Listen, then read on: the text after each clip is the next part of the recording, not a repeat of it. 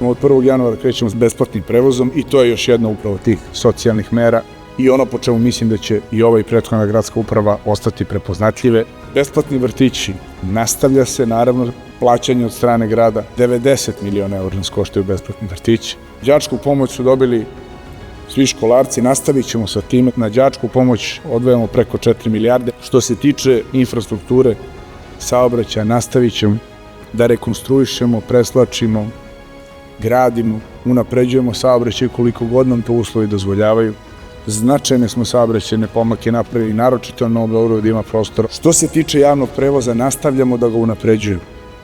Nastavljamo da obnavljamo javni prevoz, da podižemo standard. Što se tiče uvođenja reda, videli se da smo uspeli takođe ono što su govorili da je nemoguće, to je da poprilično uredimo reke. Planiramo naravno da nastavimo i drugi kapitalne projekte. Naravno neće moći sve stvari da se sprovedu u sledećoj godini, ali ćemo sve uraditi što je do nas, da obezbedim i onima koji budu došli i vodili grad nakon mene da mogu nesmetano da ga razvijaju, da mogu još više da ga razvijaju još bolje.